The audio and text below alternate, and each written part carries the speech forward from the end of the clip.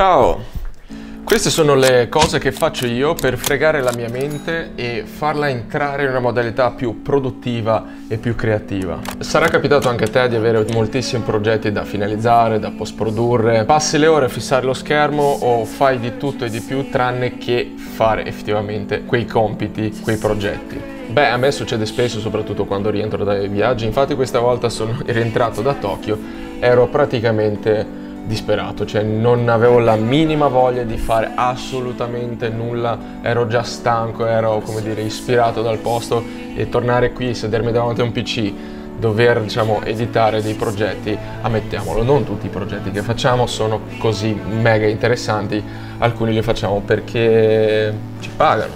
Però va fatto, è un po' come il tariffario, sono tutte cose, come dire, pratiche, sono tutte cose fatte per fregare me stesso nel indurmi a fare una cosa che normalmente, diciamo, non riesco a fare se non faccio queste cose qui. Quindi che tu debba studiare, che tu debba finire un progetto, che sia video, foto, grafica, non importa, queste cose ti serviranno a prescindere. Il problema più grosso è sicuramente il telefono e la gestione e la percezione del tempo che passa. Dobbiamo quindi eliminare tutte quelle automazioni alle quali abbiamo abituato il nostro corpo, quindi cercare il telefono, cercare distrazioni in generale. Perciò le sostituiamo con delle cose fisiche che vanno a imporsi su tutte queste, diciamo, chiamiamole appunto automazioni. La prima cosa che ti consiglio è di passare a carta e penna. O meglio, ti spiego cosa faccio io a livello pratico. Anche per evitare di dimenticarmi come si fa a scrivere, come si utilizza una penna, ovviamente vado a utilizzare dei post-it. Perché questo? Il nostro cervello registra in maniera, come dire, più profonda quando noi andiamo a scrivere una semplice task su un pezzo di carta, su un post-it. Perciò cerchiamo di dargli, come dire, di nutrirlo in modo che rimanga, diciamo, attivo, che rimanga propositivo a tutte queste cose. Quello che vado a fare, utilizzando anche colori diversi per, non so, per YouTube, per progetti, per lavori, quello che sono magari le collaborazioni eccetera, utilizzo colori diversi in modo da poterli vedere. Vado a scrivere quello che è il prossimo progetto da realizzare, o una singola task o un singolo progetto con i vari step sotto. L'importante è scrivere e averlo, diciamo, sotto mano. Dopodiché, quando vado a fare quello specifico progetto, lo prendo e me lo appiccico al PC, perché così so che questa è l'unica cosa alla quale devo dare attenzione, è l'unica cosa che devo fare in questo momento. Post-it, penna. Una piccola cosa che faccio, anche se insomma in malo modo, di solito li divido anche con urgenti e non troppo, quindi quando inizio la giornata mi sposto,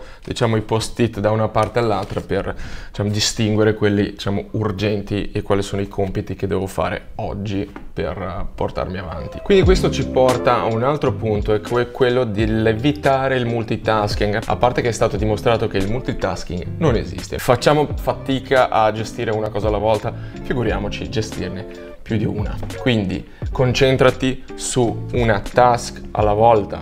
La domanda è: quanto tempo dedicare a una singola task? Beh, qui entra in gioco la Pomodoro Technique. Ma come funziona questa Pomodoro Technique? Praticamente consiste in blocchi da 25 minuti di attività e, diciamo, fai una singola task per 25 minuti, dopodiché fai 5 minuti di pausa, 4 round da 25, dopo i 4 round fai una mezz'ora di pausa. Di solito ne faccio 2/3 al giorno, dipende quanto sono diciamo, impegnato, quante cose ho da fare in quel periodo. Però generalmente, se mantengo il focus su una cosa del genere, dove per 25 minuti non faccio nient'altro, non vado in bagno, forse bevo, non mangio, qualsiasi distrazione, non rispondo ai messaggi, mail eccetera, 25 minuti di puro focus su un'unica cosa. È stato dimostrato che il cervello umano riesce a dare il massimo della concentrazione durante, diciamo, 20-25 minuti, dopodiché inizia un po' a farsi i cazzi suoi.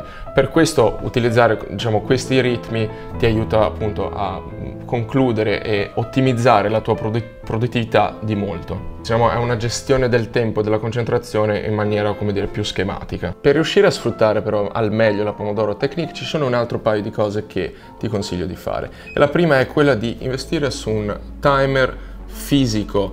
Questo è un timer da 16 euro che ho comprato su Amazon, che che è l'unico con un USB-C perché odio cambiare le pile, che io semplicemente ci metto 25 minuti qui, schiaccio un tasto e ce l'ho qui a disposizione per tenere d'occhio il tempo che passa.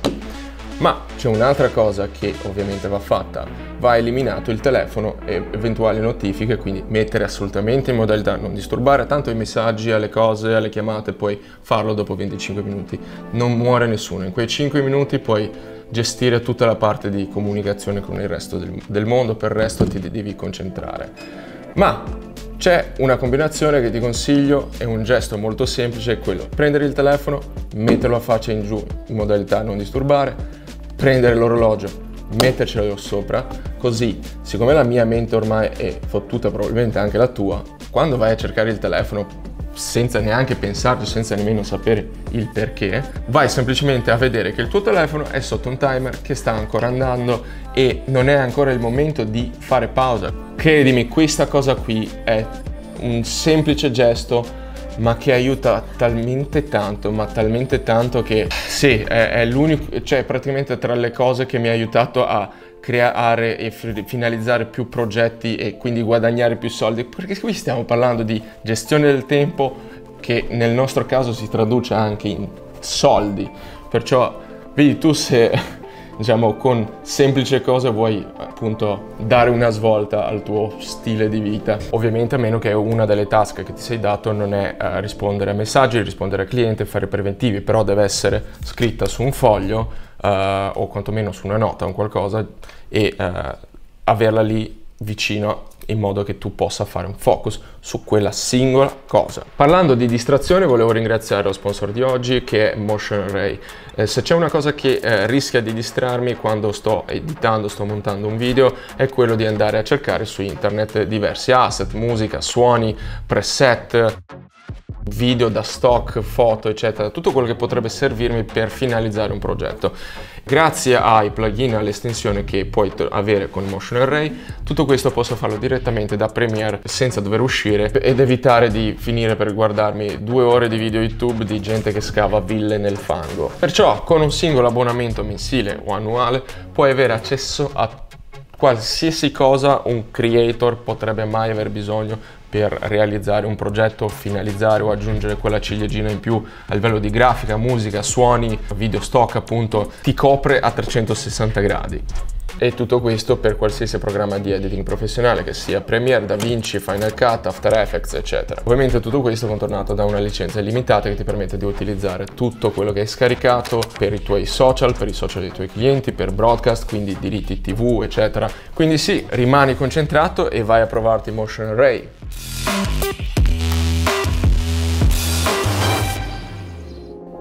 Ora torniamo a noi. Ultima cosa, anche se potrebbe sembrare banale, per me è diventata importante: stai sveglio. Che sia un caffè, che sia un energy drink, io a volte mi prendo anche la caffeina che uso per gli allenamenti in palestra, perché se c'è una cosa che odio è non avere il focus o avere la mente stanca nel fare le cose. Perciò usa integratori, non fare troppo il salutista, per cui stiamo parlando di, come dire, ottimizzare i tempi. Poi se ovviamente controlla il fatto che tu sia a posto, che non abbia il cuore deboluccio per prendere della caffeina o che ne so, però sì, insomma, sono cose che aiutano. È importante che tu sia sul pezzo, che tu sia sveglio in quel momento in cui stai facendo quella precisa cosa. Facendo un piccolo recap: carta e penna, una task alla volta, quindi addio al multitasking, lascia stare quella roba. Prenditi un timer fisico, perché è importante, aiuta nel percepire il tempo che passa, nel capire quanto tempo stai dedicando a un progetto, e ti aiuta anche a tenere il tuo telefono bloccato, che sarà sempre rigorosamente in modalità non disturbare. Evita notifiche, evita distrazioni. Questo è tutto. Generalmente appunto è una cosa che io affronto ogni singola volta, ogni singolo giorno, perché gestiscono una quantità di progetti che a volte mi dico: perché non prendo semplicemente meno progetti? È che mi piace questo lavoro e voglio fare tante cose e mi piacciono anche i soldi. Cerca di essere smart nelle cose che fai, cerca di tenere tutto sotto controllo. A volte semplicemente, se non ci sei, vai a farti una passeggiata, fai qualcos'altro. L'importante è che quando ti metti qui tu sai cosa stai facendo. Ci sta a volte non essere ispirati, ma è il nostro lavoro e la professionalità la si vede anche da questo, da come riusciamo, come dire, a venire fuori dalle situazioni un po' scomode, anche quando non ne abbiamo la minima voglia. Grazie per l'attenzione, spero che questo video ti sia piaciuto e soprattutto che ti sia utile nel tuo quotidiano, nel tuo realizzare progetti. Se è così, lascia un commento qui sotto, mi fa sempre piacere sapere quando riesco ad aiutare qualcuno. Ora penso che dovrò attivare la mia tecnica per riuscire a editare questo video e finire tutto il resto. E che se io avessi solo i lavori sarebbe una passeggiata, ma siccome ho anche diciamo, la parte di YouTube, la parte di comunicazione personale, non ho mai un momento di pausa. Per questo per me è diventato importante riuscire a gestire tutto in maniera anche, come dire, meccanica in un certo senso. Bene, grazie per l'attenzione, ci vediamo la prossima volta con non so con cosa, ma ci vediamo la prossima volta.